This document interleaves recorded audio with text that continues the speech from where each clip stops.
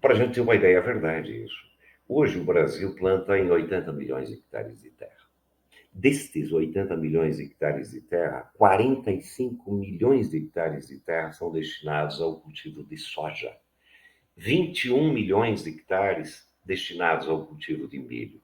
Isso significa 66 milhões de hectares de terra.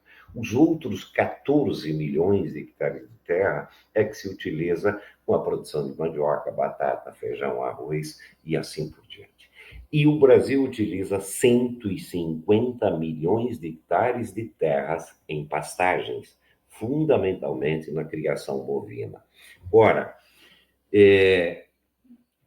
as exportações, e é interessante fazer uma demarcação histórica do ponto de vista até macroeconômico para que as pessoas, quem está nos assistindo, nos entendam. O Brasil entra numa crise econômica no final da década de 80, crise da dívida, com a entrada do Fernando Henrique Cardoso e a busca pelo FMI, né? O Brasil não estava conseguindo pagar. É bom lembrar que até a década de 80 o PIB industrial brasileiro girava em torno de 30%. Hoje está em menos de 10% praticamente. Né?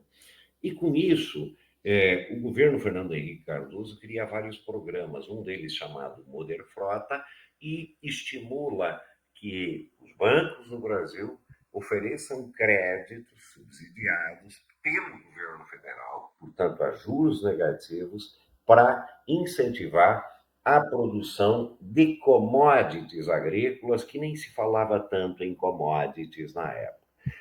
Na nossa história não é nenhuma novidade isso, nós nascemos exportadores de matérias-primas, chegamos a ter um processo de internalização dos processos da segunda revolução industrial e depois a decadência, e voltamos a nos transformar num país exportador de commodities agrícolas.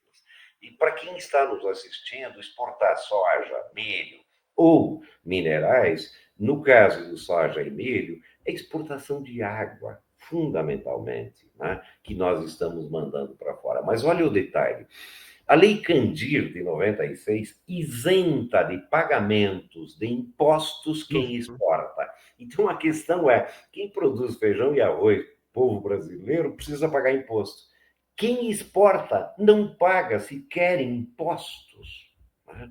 Então, nós temos um problema que, desde o Fernando Henrique Cardoso, e passamos por Lula 1, Lula 2, Dilma 1, Dilma 1,5, Temer, Bolsonaro e Lula, e o povo brasileiro continua subsidiando o agronegócio.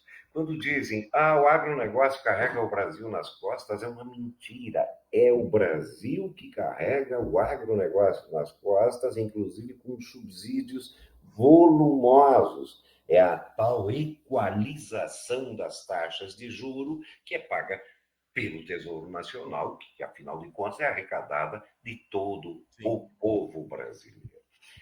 Nós estamos defendendo, e veja o paradoxo, Mauro, nós temos mais de 4 milhões de pequenos agricultores no nosso país, grande parte deles empobrecidos. Só para usar um recorte, o último Plano Nacional de créditos para a agricultura deu 400 bilhões para o agronegócio e 75 bilhões para a chamada agricultura familiar. Mas dos 4 milhões de pequenos agricultores e assentados desse Brasil, só 750 mil tiveram acesso a crédito. O resto não teve? Hã? O resto não teve? O resto não teve acesso a crédito nenhum. Ou seja, e o paradoxo é esse, que esse setor que obteve acesso a crédito, grande parte, mas não na totalidade, mas grande parte, ideologicamente, foi ganho mais para o agronegócio e para o bolsonarismo do que para uma visão progressista. E quem votou no Lula, no campo, foram os pobres.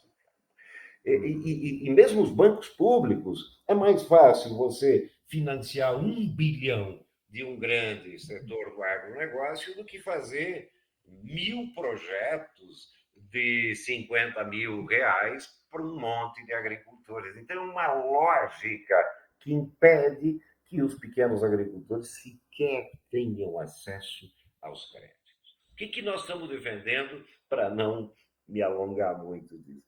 É possível alimentar toda a humanidade de forma agroecológica. Nós não temos nenhuma dúvida. E quando eu É falo que possível. É é possível. possível, é possível. E quando eu falo de agroecologia, Mauro, eu trabalhei atrás de juntas de boi, sabe? Não é dessa tecnologia que eu estou falando. É uma tecnologia que diminua, sim, a penosidade do trabalho agrícola, que aumente a produtividade, mas que não agrave e agrida de forma brutal, né, a natureza e o meio ambiente. Agora, para isso é preciso investimento, é preciso tecnologia, é preciso dar prioridade, pensar em agrofloresta, em agroecologia.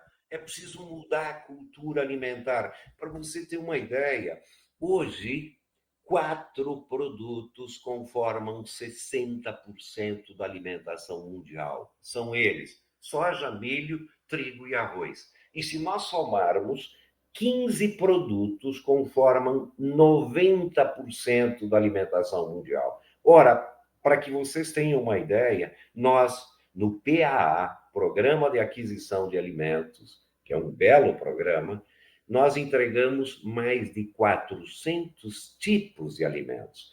Mas isso ocorre por quê?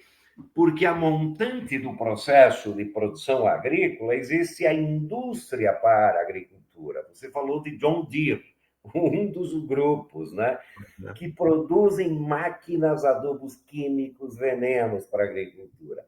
Há o processo de produção propriamente altamente concentrado, mas a jusante do processo de produção é a indústria de transformação, que também é meia dúzia em escala mundial, que controla toda a alimentação capitalista que é levada aos supermercados. Eu não preciso dizer que o trigo vira baconzitos, vira ultraprocessados, etc., nas prateleiras de supermercado, gerando uma enormidade de lucro para essas empresas pequenas, agrupamentos em escala internacional e um monte de problemas de saúde pública para toda a humanidade. Então, claro que é preciso uma outra cultura alimentar, mais diversa, mais variada e assim por diante. Mas é possível nós alimentar os 8 bilhões, 9 bilhões do planeta de forma agroecológica, sem dúvida nenhuma. Para isso, a terra tem que ser a terra. Sementes, água e todos os recursos naturais precisam ser patrimônio da humanidade.